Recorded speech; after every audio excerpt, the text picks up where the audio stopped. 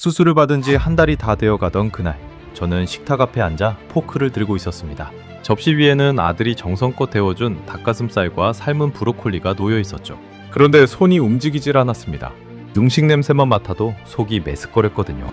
그렇게 30분을 앉아 있다가 결국 포크를 내려놓았습니다.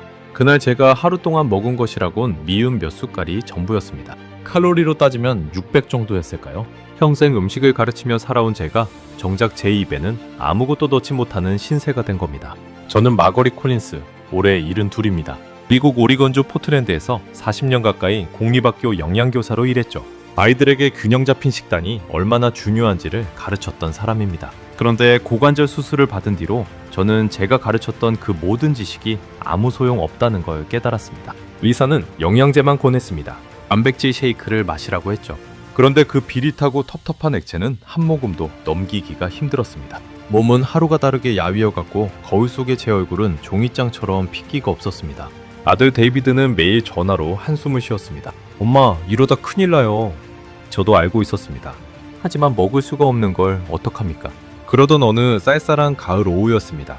현관문을 두드리는 소리가 났습니다. 문을 열어보니 옆집에 사는 수진 씨가 김이 모락모락 나는 그릇을 두 손으로 감싸들고 서 있더군요. 그릇 안에는 난생 처음 보는 노란 죽이 담겨 있었습니다. 곱고 부드러운, 마치 가을 햇살을 그대로 떠놓은 것 같은 색이었죠. 마거리, 이거 한번 드셔보세요.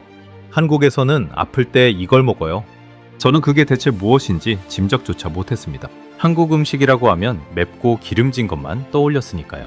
그런데 그 노란 죽 한 그릇이 무너져 있던 제 몸과 마음을 어떻게 일으켜 세웠는지, 그리고 그 작은 그릇 하나가 어떻게 우리 동네 미국인들을 한인마트로 줄지어 달려가게 만들었는지 지금부터 그 이야기를 들려드리려 합니다.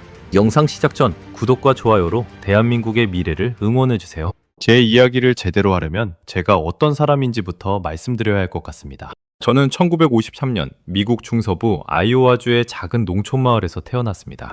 옥수수밭이 끝도 없이 펼쳐진 곳이었죠. 우리 집은 넉넉하지 않았지만 어머니는 늘 식탁을 정갈하게 차렸습니다. 다만 그 시절 미국 시골의 밥상이라는 게 지금 생각해보면 건강과는 거리가 멀었습니다. 기름에 튀긴다, 버터를 듬뿍 바른 옥수수빵, 그레이비를 끼얹은 으깬 감자. 저는 그런 음식을 먹고 자랐습니다. 그러다 제 인생을 바꾼 사건이 있었습니다. 제가 19살이던 해 아버지가 심장마비로 갑자기 세상을 떠나셨습니다. 쉰을 갓 넘긴 나이였죠. 의사는 평생의 식습관이 문제였다고 했습니다. 그 말이 제 가슴에 모처럼 박혔습니다. 그때부터 저는 음식이라는 것을 그저 배를 채우는 것이 아니라 사람의 생명을 좌우하는 것으로 보기 시작했습니다. 저는 대학에서 영양학을 전공했습니다. 그리고 졸업 후 곧장 공립학교의 영양교사가 되었죠. 아이들에게 무엇을 먹어야 하는지를 가르치는 일이었습니다. 저는 그 일에 평생을 바쳤습니다. 40년 가까운 세월 동안 수천 명의 아이들에게 같은 말을 반복했습니다. 채소를 많이 먹어라. 단백질을 챙겨라. 설탕과 기름을 피해라. 제 머릿속에서 건강한 음식이란 명확했습니다. 신선한 채소 샐러드, 구운 닭가슴살, 삶은 달걀, 그리고 단백질 쉐이크. 모든 음식은 성분표로 환산되었습니다. 저는 마트에서 무엇을 사든 뒷면에 영양 성분표부터 읽는 사람이었습니다. 칼로리가 몇이고, 나트륨이 몇 미리그램이고, 단백질이 몇 그램인지. 음식은 제게 숫자였습니다.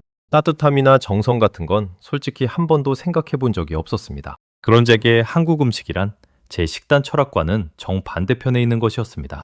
텔레비전에서 본 한국 음식은 늘 새빨개였습니다. 고춧가루가 잔뜩 들어간 찌개, 기름에 볶은 고기, 짠 양념이 밴 반찬들. 저는 속으로 생각했습니다. 저렇게 맵고 짜게 먹으니 건강에 좋을 리가 없지. 한 번도 제대로 먹어본 적이 없으면서 저는 한국 음식을 그렇게 단정지어버렸습니다. 제가 사는 동네에는 한국에서 온 가족이 한 집 있었습니다. 바로 옆집에 수진 씨매였죠. 수진 씨는 40대 초반의 다정한 분이었습니다. 남편과 두 아이와 함께 살았는데 가끔 마당에서 마주치면 환하게 웃으며 인사를 건넸습니다. 어떤 날은 직접 만든 음식을 접시에 담아 가져다 주기도 했습니다. 부끄러운 고백이지만 저는 그 음식들을 제대로 먹지 않았습니다. 한 번은 수진 씨가 잡채라는 것을 가져다 주었습니다. 가느다란 면에 알록달록한 채소가 섞인 음식이었죠. 저는 고맙다고 인사하고 받아들었지만 집에 들어와서는 냉장고에 넣어두기만 했습니다. 며칠 뒤 결국 그대로 버렸죠. 기름지고 단 음식이겠지 라는 편견 때문이었습니다. 지금 생각하면 얼굴이 화끈거립니다. 누군가의 정성을 그렇게 함부로 대했으니까요. 제 아들 데이비드도 저와 비슷했습니다. 데이비드는 50대 초반으로 시애틀에서 회계사로 일합니다. 바쁘게 사느라 음식에는 큰 관심이 없는 아이였죠. 가끔 저를 보러 올 때면 패스트푸드 봉지를 들고 들어오곤 했습니다. 제가 잔소리를 하면 데이비드는 어깨를 으쓱하며 말했습니다. 엄마, 음식은 그냥 연료예요. 배만 부르면 되잖아요? 저는 그 말이 못마땅했지만 어찌 보면 저 역시 음식을 숫자로만 봤으니 데이비드를 탓할 처지는 아니었습니다. 제 평생의 신념은 이런 것이었습니다. 건강은 정확한 계산에서 나온다. 무엇을 얼마나 먹느냐를 철저히 관리하면 병에 걸리지 않는다. 저는 제 식단을 자랑스러워했습니다. 매일 아침 그릭 요거트에 견과류를 넣어 먹었고 점심에는 큰 그릇 가득 샐러드를 먹었습니다. 저녁에는 기름기 없는 살코기와 찐 채소를 먹었죠. 이른이 넘도록 큰 병 없이 지낸 것도 다 그 덕분이라고 믿었습니다. 그런데 인생은 제 계산대로 흘러가지 않았습니다. 2025년 가을, 저는 집안에서 넘어졌습니다. 부엌 바닥에 떨어진 물기를 미처 못 보고 미끄러진 겁니다. 순간 왼쪽 엉덩이에서 뼈가 부러지는 듯한 통증이 번개처럼 솟구쳤습니다. 저는 그 자리에서 옴짝달싹할 수 없었습니다. 가까스로 전화기에 손을 뻗어 911에 신고했습니다. 병원에서 진단받은 것은 고관절 골절이었습니다. 이른이 넘은 나이에 가장 무서운 부상 중 하나라고 의사가 굳은 표정으로 말했습니다. 수술은 무사히 끝났습니다. 인공관절을 넣는 큰 수술이었죠. 마취에서 깨어났을 때 저는 제 몸이 예전 같지 않다는 걸 직감했습니다. 온몸에 힘이 하나도 없었고 입안은 모래를 머금은 것처럼 깔깔했습니다. 무엇보다 이상했던 건 아무것도 먹고 싶지 않다는 거였습니다. 평생 식욕이 왕성했던 제가 처음으로 음식 앞에서 아무런 감흥도 느끼지 못했습니다. 병원에서는 영양가 높은 식사를 챙기라고 했습니다. 저도 머리로는 알았습니다. 회복하려면 잘 먹어야 한다는 것을. 단백질을 충분히 섭취해야 근육이 돌아오고 비타민을 챙겨야 상처가 아문다는 것을. 40년간 제가 아이들에게 가르쳤던 바로 그 지식이었으니까요. 하지만 아는 것과 먹을 수 있는 것은 완전히 다른 문제였습니다. 퇴원해서 집으로 돌아온 첫날, 저는 냉장고를 열고 평소 먹던 음식들을 꺼냈습니다. 닭가슴살, 채소, 요거트. 그런데 그것들을 입에 넣자마자 속이 뒤집혔습니다. 마른 닭고기는 모래알처럼 입안에서 굴러다녔고 차가운 채소는 씹을수록 비렸습니다. 몇 인 먹지도 못하고 화장실로 달려가야 했죠. 그때 저는 처음으로 두려움을 느꼈습니다. 평생 음식을 다뤄온 제가 정작 제 몸을 살리는 음식을 단 한 입도 넘기지 못하는 상황. 제가 그토록 신봉했던 영양학 지식이 무너진 입맛 앞에서는 아무 힘도 발휘하지 못했습니다. 저는 그제야 어렴풋이 느꼈습니다. 음식에는 제가 평생 알지 못했던 무언가가 더 있을지도 모른다는 것을요. 퇴원하고 일주일이 지났습니다. 그 일주일은 제 인생에서 가장 길고 막막한 시간이었습니다. 시간이 어떻게 흘렀는지도 잘 기억나지 않습니다.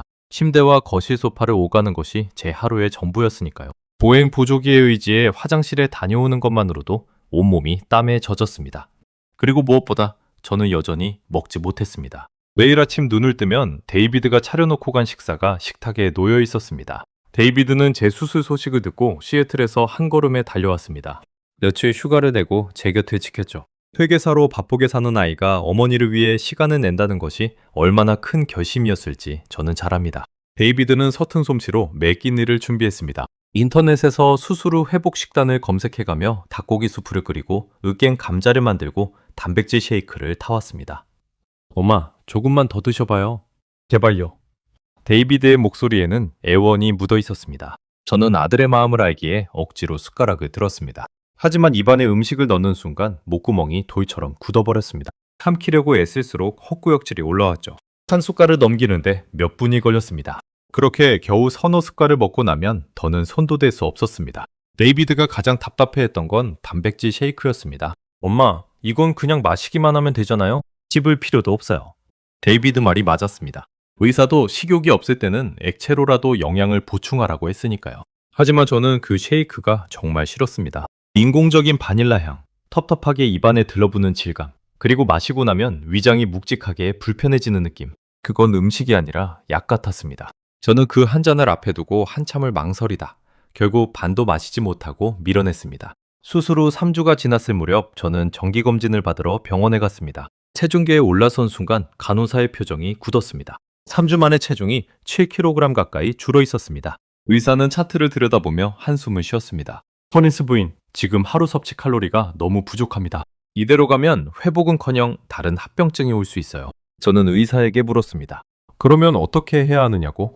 의사는 잠시 머뭇거리더니 결국 같은 말을 반복했습니다. 영양 보충제를 처방해 줄 테니 꾸준히 복용하고 단백질 쉐이크를 늘리라고. 식욕 촉진제도 처방해보자고 했죠. 저는 그 처방전을 받아들고 진료실을 나오며 묘한 절망감을 느꼈습니다. 결국 약이었습니다. 알약과 액체. 제 입을 즐겁게 해주는 것은 아무것도 없었습니다. 집으로 돌아오는 차 안에서 저는 창밖을 멍하니 바라봤습니다. 포틀랜드의 가을은 비가 잦습니다. 그날도 부슬비가 내렸죠. 빗방울이 차창을 타고 흘러내리는 것을 보며 저는 문득 제 몸이 저 빗방울처럼 점점 말라 사라져버릴 것만 같다는 생각이 들었습니다. 운전대를 잡은 데이비드도 아무 말이 없었습니다. 우리는 그렇게 무거운 침묵 속에 집으로 돌아왔습니다. 그날 저녁 데이비드가 조심스럽게 입을 열었습니다. 엄마, 저 내일 모레는 시애틀로 돌아가야 해요. 회사에서 더는 휴가를 못 준대요. 저는 고개를 끄덕였습니다. 당연한 일이었죠. 아들에게도 자기 인생이 있으니까요. 하지만 데이비드의 눈빛에는 깊은 걱정이 가득했습니다. 어머니를 혼자 두고 가야 한다는 죄책감, 그리고 어머니가 끝내 음식을 입에 대지 못할까봐 느끼는 두려움. 저는 애써 미소를 지으며 말했습니다. 걱정 마라. 엄마는 괜찮아.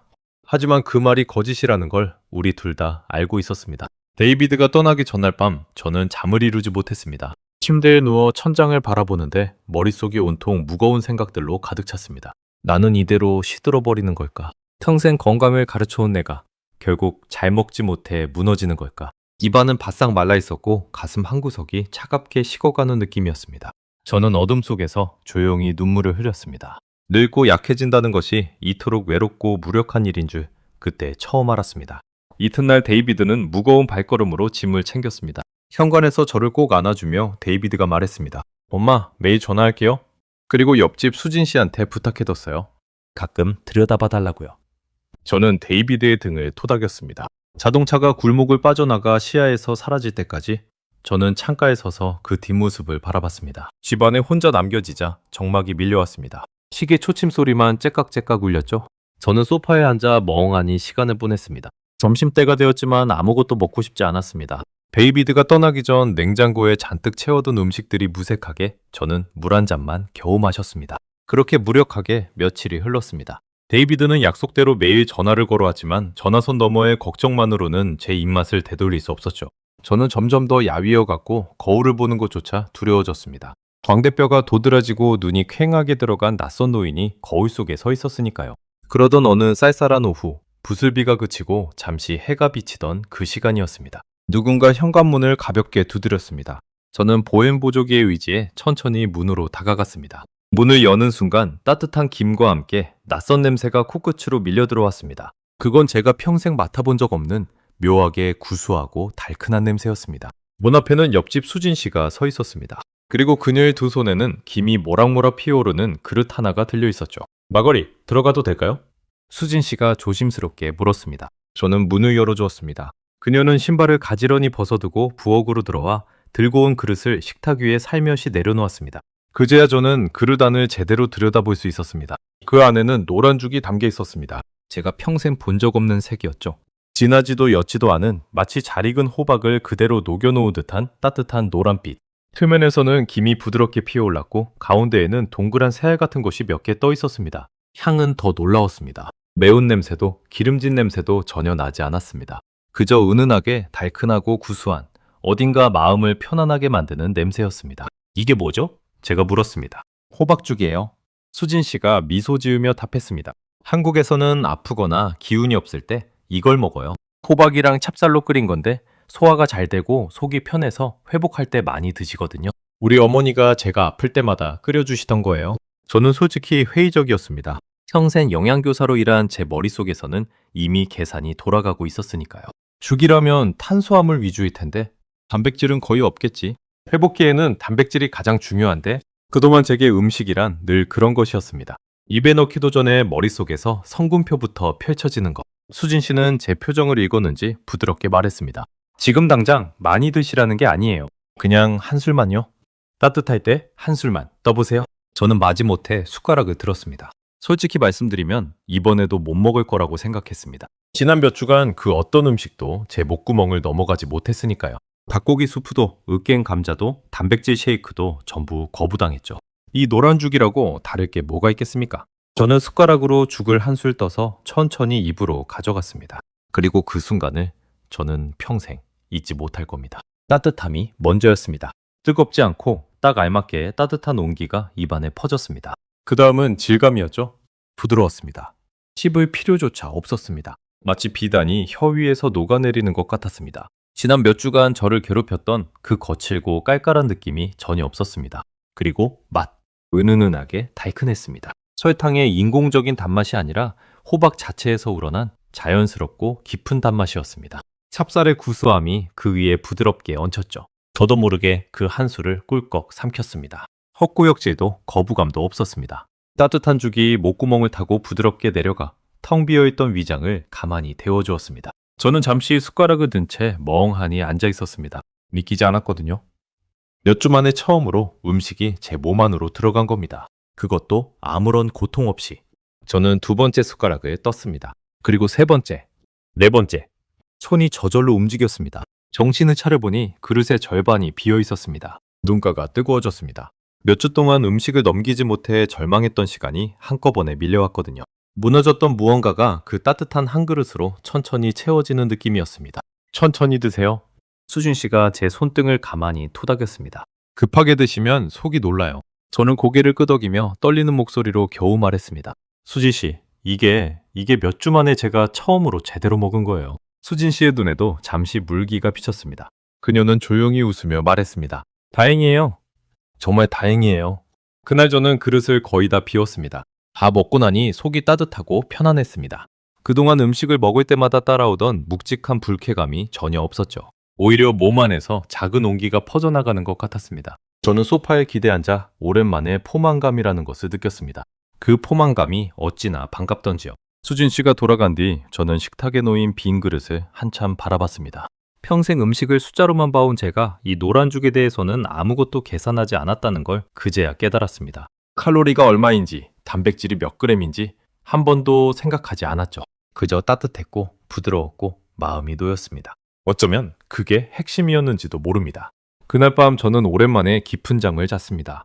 다음 날 아침 눈을 뜨자마자 든 생각은 놀랍게도 배가 고프다는 것이었습니다. 스스로 처음 느끼는 허기였습니다. 그 허기가 어찌나 반갑던지 저는 거의 환호할 뻔했습니다. 입맛이 돌아오고 있었던 겁니다. 이튿날 오후 수진 씨가 다시 죽을 들고 찾아왔습니다. 이번에는 그릇이 조금 더 컸습니다. 저는 그 그릇도 깨끗이 비웠습니다. 수진 씨는 제가 먹는 모습을 흐뭇하게 지켜보다가 문득 호박죽에 대해 이런저런 이야기를 들려주었습니다. 호박에는 베타카로틴이라는 성분이 아주 풍부하다고 했습니다. 그게 몸 안에서 비타민 A로 바뀌어서 회복에 도움을 준다고요. 그리고 칼륨이 많아서 부기를 빼는 데도 좋고 식이섬유가 풍부해 소화에도 좋다고 했습니다. 무엇보다 수분이 많아서 죽 전체의 거의 9할이 수분이라 위장에 부담이 거의 없다고 했죠. 저는 그 설명을 들으며 속으로 놀랐습니다. 영양교사인 제가 한 번도 진지하게 들여다보지 않았던 채소가 이토록 훌륭한 회복식이었다니요. 한국에서는요, 수진 씨가 말을 이었습니다. 누가 아프면 약보다 먼저 죽을 끓여요. 정성껏 끓인 따뜻한 죽 한 그릇이 약보다 낫다고들 하거든요. 저희 어머니도 늘 그러셨어요. 아픈 사람한테는 잘 넘어가는 음식을 먹여야 한다고요. 그 말이 제 가슴 깊은 곳을 건드렸습니다. 약보다 먼저 죽을 끓인다는 마음. 평생 음식을 성분과 칼로리로만 따져온 제게는 너무나 낯선, 그러나 너무나 따뜻한 생각이었습니다. 저는 빈 그릇을 내려다보며 생각했습니다. 어쩌면 제가 평생 놓치고 살았던 음식의 진짜 의미가 바로 여기에 있었던 건 아닐까 하고요. 그날 이후 저의 하루는 조금씩 달라지기 시작했습니다. 수진 씨가 호박죽을 가져다 준 지 닷새째 되던 날이었습니다. 그날 아침 저는 침대에서 일어나 보행 보조기 없이 몇 걸음을 떼어보았습니다. 물론 벽을 짚긴 했지만 며칠 전만 해도 상상조차 못할 일이었습니다. 다리에 희미하게 남아 힘이 돌아오고 있었습니다. 무엇보다 머리가 맑았습니다. 지난 몇 주간 저를 짓누르던 그 묵직한 안개 같은 무기력이 어느새 옅어져 있었던 겁니다. 저는 부엌으로 가서 직접 무언가를 먹어보기로 했습니다. 냉장고에는 수진 씨가 넉넉히 끓여다 준 호박죽이 보관되어 있었습니다. 저는 그것을 작은 냄비에 덜어 약한 불에 데웠습니다. 노란 죽이 보글보글 끓으며 다시 그 구수하고 달큰한 향을 피워올렸습니다. 저는 그 향만 맡아도 입에 침이 고이는 저 자신에 놀랐습니다. 몇 주간 음식 냄새만 맡아도 속이 뒤집히던 제가 말입니다. 그날 저는 호박죽 한 그릇을 다 비우고 거기에 데이비드가 끓여뒀던 닭고기 수프까지 조금 먹었습니다. 신기한 일이었습니다. 호박죽으로 위장을 따뜻하게 데우고 나니 다른 음식도 조금씩 넘어가기 시작한 겁니다. 마치 굳게 닫혀있던 문이 호박죽이라는 열쇠로 열린 것 같았습니다. 그날 저녁 데이비드의 전화를 받았습니다. 저는 들뜬 목소리로 말했습니다. 데이빗, 엄마 오늘 두 끼나 먹었어? 전화기 너머에서 잠시 침묵이 흘렀습니다. 그러더니 데이비드의 목소리가 떨려 나왔습니다. 정말요? 엄마, 정말이에요? 평소 무뚝뚝하던 아들의 목소리가 그렇게 떨리는 건 처음 들었습니다. 저는 옆집 수진 씨가 가져다 준 호박죽 이야기를 들려주었습니다. 데이비드는 한참을 듣더니 이렇게 말했습니다. 엄마, 그 음식 정말 신기하네요. 제가 그렇게 애써도 안 됐던 걸. 데이비드의 목소리에는 안도와 함께 묘한 부끄러움이 섞여 있었습니다. 저는 그 무렵부터 평생의 직업병이 다시 도지기 시작했습니다. 호박죽이 대체 무엇이길래 이렇게 제 몸을 일으켜 세우는지 그 정체를 알고 싶어진 겁니다. 저는 노트북을 켜고 호박의 영양 성분을 하나하나 찾아보기 시작했습니다. 그리고 화면에 뜬 숫자들을 보며 저는 점점 더 놀라움에 빠져들었습니다. 가장 먼저 눈에 들어온 것은 베타카로틴이었습니다. 호박의 그 선명한 노란빛이 바로 베타카로틴 때문이라고 했습니다. 이 성분은 몸 안에서 비타민 A로 전환되는데 비타민 A는 점막을 튼튼하게 하고 면역 기능을 돕습니다. 스스로 약해진 몸에는 더없이 필요한 성분이었죠. 게다가 베타카로틴은 강력한 항산화 작용을 해서 몸속의 염증을 가라앉히는 데도 도움을 준다고 했습니다. 그 다음은 칼륨이었습니다. 호박에는 칼륨이 풍부했는데 칼륨은 몸속 나트륨을 배출시켜 부기를 빼주는 역할을 합니다. 스스로 퉁퉁 부어있던 제 다리가 며칠 사이 한결 가벼워진 것이 어쩌면 이 칼륨 덕분이었을지도 모른다는 생각이 들었습니다. 거기에 비타민 C와 E까지 들어있었습니다. 비타민 C는 상처 회복과 콜라겐 형성에 필수적이고 비타민 E는 세포를 보호하는 항산화제죠. 스스로 생긴 상처가 아무는데 이보다 좋은 조합이 또 있을까 싶었습니다. 저는 화면을 보며 입을 다물 수 없었습니다. 제가 평생 거들떠보지도 않았던 채소 하나에 회복기 환자에게 필요한 거의 모든 것이 담겨 있었던 겁니다. 하지만 저를 가장 충격에 빠뜨린 것은 따로 있었습니다. 바로 수분 함량이었습니다. 호박죽은 전체의 약 89%가 수분이라고 했습니다. 거의 구할이 물인 셈이죠. 그래서 위장에 부담을 거의 주지 않으면서도 그 안에 영양분을 가득 품을 수 있었던 겁니다. 저는 그제야 깨달았습니다. 제가 그토록 거부했던 단백질 쉐이크와 호박죽의 결정적인 차이가 무엇인지를요. 단백질 쉐이크는 농축된 영양 덩어리였습니다. 적은 양의 많은 단백질을 우겨 넣은 그야말로 효율의 산물이었죠. 위장이 약해진 환자에게는 그 농축된 무게 자체가 부담이었던 겁니다. 마시고 나면 위장이 묵직하게 짓눌리는 그 느낌. 반면 호박죽은 정반대였습니다. 부드럽게 풀어진 채로 위장을 어루만지듯 천천히 흘러들어가 영양을 전해주었습니다. 같은 회복식이라도 이렇게 다를 수 있다니. 평생 영양학을 가르쳐온 제가 가장 기본적인 사실을 놓치고 있었던 겁니다. 저는 그 자리에서 한참을 멍하니 앉아 있었습니다. 제가 40년간 아이들에게 가르쳤던 건 무엇을 먹느냐였습니다. 칼로리가 얼마고 단백질이 몇 그램인지. 하지만 정작 중요한 건 어떻게 그 음식이 몸에 들어가느냐였던 겁니다. 아무리 영양가 높은 음식도 몸이 받아들이지 못하면 아무 소용이 없습니다. 반대로 부드럽게 넘어가 위장이 편안하게 받아들이는 음식이라면 그것이야말로 진짜 보약인 거죠. 제 식습관에 대한 데이터도 직접 따져봤습니다. 수술 후 3주 동안 저는 하루에 겨우 600kcal 남짓을 섭취했습니다. 성인 여성이 하루에 필요한 양의 3분의 1에도 못 미치는 양이었죠. 그러니 몸이 회복은커녕 무너져 내릴 수밖에 없었던 겁니다. 그런데 호박죽을 먹기 시작한 지 닷새 만에 저의 하루 섭취 칼로리는 1400kcal까지 올라왔습니다. 2배가 넘게 뛴 겁니다. 그것도 억지로 우겨 넣은 게 아니라 입맛이 돌아와서 자연스럽게요. 숫자는 거짓말을 하지 않습니다. 600에서 1400으로. 입맛이 돌아오기까지 걸린 시간 단 닷새. 저는 이 숫자들 앞에서 제가 평생 믿어온 신념이 무너지는 소리를 들었습니다. 그날 저녁 거울 앞에 섰습니다. 며칠 전까지만 해도 광대뼈가 도드라지고 눈이 퀭하던 제 얼굴에 희미하게나마 혈색이 돌아와 있었습니다. 저는 거울 속 제 얼굴을 한참 들여다보다가 천천히 입을 열어 혼잣말을 했습니다. 약이 아니라 음식이 나를 일으켜 세울 줄은 몰랐어요. 말을 내뱉고 나니 가슴 한가운데가 뜨거워졌습니다. 평생 음식을 다뤄온 제가 72이 되어서야 음식의 진짜 힘을 처음으로 깨달은 겁니다. 그리고 그 깨달음을 준 것이 다름 아닌 옆집에서 끓여다 준 한국의 호박죽 한 그릇이라는 사실에 저는 알 수 없는 감정에 휩싸였습니다. 저는 문득 수진 씨가 했던 말을 떠올렸습니다. 약보다 먼저 죽을 끓여요. 그 말의 의미가 이제야 온전히 가슴으로 와닿았습니다. 호박죽이 제 몸을 살린 건 단지 영양 성분 때문만이 아니었습니다. 그 안에는 누군가가 저를 위해 호박을 삶고 으깨고 찹쌀을 넣어 정성껏 저어가며 끓인 시간이 통째로 담겨 있었던 겁니다. 저는 빈 그릇을 가만히 쓰다듬으며 생각했습니다. 이 노란죽 한 그릇에 누군가의 정성이 통째로 들어있더군요. 그 정성이야말로 그 어떤 영양제도 흉내낼 수 없는 진짜 약이었던 겁니다. 호박죽을 처음 먹은 지 2주가 지난 어느 화창한 오전이었습니다. 저는 그날 큰 결심을 했습니다. 직접 한인마트에 가보기로 한 겁니다. 저는 수진 씨에게 신세만 질 수 없었습니다. 이제는 제가 직접 호박죽을 끓여보고 싶었거든요. 보행보조기는 이제 지팡이로 바뀌어 있었습니다. 그만큼 제 다리에도 힘이 붙은 거였죠. 저는 지팡이를 짚고 수진 씨가 적어준 주소를 들고 집을 나섰습니다. 한인마트는 차로 15분 거리에 있었습니다. 운전을 다시 할 수 있게 된 것만으로도 가슴이 벅찼습니다. 마트 문을 열고 들어서자 낯선 향과 색채가 한꺼번에 밀려왔습니다. 처음 보는 채소들, 알록달록한 포장의 식료품들, 그리고 진열대를 가득 메운 온갖 장과 양념들. 평생 미국 마트에 익숙한 진열대만 봐온 제게는 완전히 새로운 세계였습니다. 저는 호박을 찾아 천천히 매장을 둘러봤습니다. 그러다 채소 코너에서 수진 씨가 사진으로 보여준 그 늙은 호박을 발견했습니다. 단단하고 묵직한 짙은 주황빛의 큼직한 호박이었습니다. 저는 그것을 두 손으로 들어올렸습니다. 묵직한 무게가 손바닥에 전해졌습니다. 이 안에 그 따뜻한 노란죽이 들어있다고 생각하니 어쩐지 마음이 뭉클해졌습니다. 호박과 찹쌀 그리고 새알심을 만들 재료를 장바구니에 담고 계산대로 향했습니다. 계산대에는 마트 사장으로 보이는 중년의 남자분이 서 있었습니다. 영찰에 박씨라고 적혀 있더군요.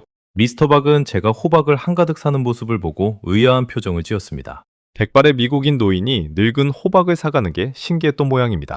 저는 미스터 박에게 호박죽 덕분에 스스로 입맛을 되찾았다는 이야기를 들려주었습니다. 미스터 박은 처음엔 어리둥절해하더니 이야기를 다 듣고는 환하게 웃으며 말했습니다. 그럼요, 호박죽이 최고죠. 우리 어머니도 제가 아플 때마다 끓여주셨어요. 그러더니 새알심 만드는 법이며 호박을 삶는 요령이며 묻지도 않은 것까지 친절하게 알려주었습니다. 저는 그 따뜻한 마음씨에 또 한 번 가슴이 데워졌습니다. 집으로 돌아와 저는 생애 처음으로 호박죽을 끓였습니다. 수진 씨가 적어준 방법대로 호박을 푹 삶아 곱게 으깨고 찹쌀가루를 풀어 천천히 저었습니다. 부엌에 그 익숙한 구수하고 달큰한 향이 가득 차오르자 저는 코끝이 찡해졌습니다. 평생 닭가슴살을 굽고 샐러드를 버무리던 이 부엌에서 노란 호박죽이 보글보글 끓고 있다니 인생이란 참 알 수 없다는 생각이 들었습니다. 첫 호박죽은 솔직히 수진 씨 것만큼 곱지는 않았습니다. 새알심도 어딘가 삐뚤빼뚤했죠. 하지만 한술 떠먹어보니 분명 그 맛이었습니다. 따뜻하고 부드럽고 마음이 놓이는 그 맛. 저는 제 손으로 끓인 죽을 먹으며 오랫동안 잊고 지냈던 어떤 감정을 떠올렸습니다. 어릴 적 제가 아플 때 어머니가 끓여주시던 죽의 기억이었습니다. 그때 어머니의 마음이 수진 씨가 호박죽을 끓이던 그 마음과 똑같았다는 걸 저는 이제야 깨달았습니다. 며칠 뒤 저는 동네 친구들을 집으로 초대했습니다. 같은 동네에 사는 또래의 할머니들이었죠. 다들 저처럼 나이가 들어 이런저런 잔병치레를 하는 분들이었습니다. 저는 그들에게 직접 끓인 호박죽을 대접했습니다. 처음엔 다들 저처럼 머뭇거렸습니다. 노란죽이라는 낯선 음식 앞에서요. 하지만 한술씩 떠먹어본 친구들의 표정이 제가 처음 먹었을 때와 똑같이 변해갔습니다. 놀라움, 그리고 편안함. 평소 위장이 안 좋아 고생하던 한 친구는 호박죽을 먹고 나서 속이 이렇게 편한 건 정말 오랜만이라며 감탄했습니다. 또 다른 친구는 자기 남편이 항암 치료 중인데 입맛이 없어 고생한다며 이 죽을 끓여주면 좋겠다고 했습니다. 저는 친구들에게 제가 알게 된 모든 것을 들려주었습니다. 베타카로틴이 어떻고, 칼륨이 어떻고, 수분 함량이 어떻고, 영양교사의 직업병이 또 도진 거죠. 하지만 이번엔 그 설명 끝에 늘 한마디를 덧붙였습니다. 그런데 말이야, 이게 단순히 영양 성분 때문만은 아니야. 누군가 나를 위해 정성껏 끓여줬다는 그 마음이 진짜로 사람을 살리는 거더라고. 그날 모임에서 한 친구가 제게 이렇게 물었습니다. 마거릿, 그동안 그렇게 단백질 쉐이크가 좋다고 노래를 부르더니 이젠 죽 예찬론자가 됐네? 친구들이 까르르 웃었습니다. 저도 따라 웃었습니다. 그리고 잠시 웃음이 잦아든 뒤 저는 진지하게 말했습니다. 맞아, 내가 평생 틀렸던 거야. 나는 음식을 숫자로만 봤어. 칼로리, 단백질, 지방. 그런데 정작 가장 중요한 걸 몰랐던 거지. 샐러드 100접시보다 이 따뜻한 한 그릇이 더 사람을 살린다는 것. 그 말을 하는 순간 거실에 잠시 정적이 흘렀습니다. 친구들도 무언가를 느낀 듯 말없이 고개를 끄덕였습니다. 우리는 모두 인생의 황혼기에 접어든 사람들이었습니다. 몸이 예전 같지 않고 입맛도 줄고 외로움도 깊어지는 나이. 그런 우리에게 필요한 건 어쩌면 완벽한 영양 균형이 아니라 따뜻한 죽 한 그릇을 나눠 먹는 이런 시간이었는지도 모릅니다. 그날 이후 호박죽은 우리 동네 할머니들 사이에서 작은 화제가 되었습니다. 친구들은 각자 집에서 호박죽을 끓여보기 시작했고 서로 끓인 죽을 나눠 먹으며 요령을 주고받았습니다. 어떤 친구는 호박죽에 단호박을 섞으면 더 달다고 했고 또 어떤 친구는 우유를 조금 넣으면 부드럽다고 했죠. 그렇게 입소문은 친구에서 친구로, 이웃에서 이웃으로 조용히 번져나갔습니다. 그 무렵 저는 매일 아침 거울 앞에서 제 얼굴을 들여다보는 습관이 생겼습니다. 2달 전 광대뼈가 도드라지고 눈이 퀭하던 그 노인은 더는 거기 없었습니다. 두 볼에 살이 올랐고 눈빛에 생기가 돌았습니다. 무엇보다 거울 속에 제가 웃고 있었습니다. 살아있다는 것이, 그리고 다시 무언가를 맛있게 먹을 수 있다는 것이 얼마나 큰 축복인지 저는 72이 되어서야 비로소 알게 되었습니다. 그로부터 한 달이 흘러 어느덧 겨울이 깊어졌습니다. 포틀랜드에 첫눈이 내리던 날 저는 다시 그 한인마트를 찾았습니다. 이번엔 지팡이도 없이 제 두 발로 당당히 걸어 들어갔죠. 그런데 마트 안의 풍경이 2달 전과는 사뭇 달랐습니다. 채소 코너 앞에 사람들이 북적이고 있었거든요. 그것도 대부분이 저처럼 나이 지긋한 미국인들이었습니다. 다들 늙은 호박을 두 손에 들고 어느 것이 더 좋은지 고르고 있었습니다. 계산대의 미스터 박은 정신없이 바빠 보였습니다. 저를 발견하고는 반갑게 손을 흔들며 다가왔습니다. 콜린스 부인, 대체 무슨 일이 벌어진 거예요? 요즘 호박이랑 찹쌀이 들어오는 족족 동나고 있어요. 미국 손님들이 갑자기 이렇게 몰려올 줄은 꿈에도 몰랐습니다. 미스터 박은 어리둥절한 표정이었지만 얼굴엔 숨길 수 없는 웃음이 가득했습니다. 저는 그제야 알았습니다. 제 친구들이, 그리고 그 친구의 친구들이 너도 나도 호박죽을 끓이기 시작하면서 이 작은 한인마트의 호박과 찹쌀이 동난 거였습니다. 입소문이라는 게 이렇게 무서운 거구나 싶었습니다. 따뜻한 죽 한 그릇이 한 사람을 살리고 그 한 사람이 또 다른 사람에게 그 온기를 전하고 그렇게 번져나간 온기가 결국 이 동네의 작은 마트까지 북적이게 만든 겁니다. 저는 호박을 고르는 한 노부인에게 다가가 말을 건넸습니다. 그분도 얼마 전 무릎 수술을 받고 입맛을 잃었다고 했습니다. 그런데 이웃에게서 호박죽 이야기를 듣고 한번 끓여 먹어보니 거짓말처럼 음식이 넘어가더라는 거였습니다. 저는 그분의 손을 꼭 잡았습니다. 2달 전 수진 씨가 제 손등을 토닥여주던 그 마음으로 집으로 돌아오는 길 저는 데이비드에게 전화를 걸었습니다. 데이비드는 다음 주에 저를 보러 온다고 했습니다. 그리고 전화기 너머로 이렇게 말했습니다. 엄마, 저도 인터넷 보고 호박죽 끓이는 법 배웠어요. 가면 제가 끓여드릴게요. 저는 전화기를 든 채 한참을 웃었습니다. 음식은 그냥 연료라던 제 아들이 어머니를 위해 호박을 삶겠다고 하다니요. 따뜻한 죽 한 그릇이 음식을 대하는 제 아들의 마음까지 바꿔놓은 겁니다. 그날 저녁 저는 수진 씨를 집으로 초대했습니다. 이번엔 제가 끓인 호박죽을 대접하기 위해서였죠. 2달 전 저를 살린 그 노란 죽을 이번엔 제 손으로 끓여 그녀에게 돌려주고 싶었습니다. 수진 씨는 제가 끓인 죽을 한술 떠먹어보고는 환하게 웃었습니다. 마거리, 이제 진짜 한국 할머니 다 됐네요. 우리는 마주보며 한참을 웃었습니다. 식탁에 마주 앉아 저는 수진 씨에게 진심을 담아 말했습니다. 수진 씨, 그날 그 죽 한 그릇이 아니었다면 저는 아직도 시들어가고 있었을 거예요. 정말 고마워요. 수진 씨는 잠시 말이 없다가 조용히 입을 열었습니다. 한국에서는요, 아픈 사람한테 약 대신 따뜻한 죽을 끓여줘요. 그게 우리한테는 그냥 당연한 거예요. 마거리 씨 건강해지셔서 제가 더 기뻐요. 그 말을 듣는데 가슴 깊은 곳에서 따뜻한 무언가가 차올랐습니다. 저는 평생 미국에서 음식을 효율과 영양으로만 따지며 살아왔습니다. 아픈 사람에게 정성껏 죽을 끓여 가져다 준다는 그 단순하고도 깊은 마음을 저는 몰랐던 겁니다. 국경도 언어도 평생의 식습관도 뛰어넘어 제 마음에 닿은 건 화려한 약도 비싼 영양제도 아니었습니다. 그저 누군가가 저를 생각하며 끓인 따뜻한 한 그릇이었습니다. 이제 저는 매일 아침 호박죽을 끓입니다. 그리고 가끔 동네에 아픈 이웃이 있다는 소식을 들으면 한 그릇 가득 담아 그 집 문을 두드립니다. 2달 전 수진 씨가 제게 그랬던 것처럼요. 문을 열고 놀라는 그 얼굴에 저는 미소 지으며 이렇게 말합니다. 따뜻할 때 한술만 떠보세요. 평생 저는 무엇을 먹느냐가 사람을 살린다고 믿었습니다. 하지만 이제는 압니다. 사람을 진정으로 살리는 건 음식에 담긴 마음이라는 것을요. 그 마음은 국경을 넘고 세대를 넘어 결국 또 다른 누군가의 식탁으로 흘러갑니다. 72의 제가 한국의 호박죽에서 배운 것은 단지 영양학이 아니라 사람을 향한 따뜻함이었습니다. 저는 다음 시간에도 전 세계를 놀라게 할 대한민국의 이야기로 다시 찾아뵙겠습니다. 감사합니다.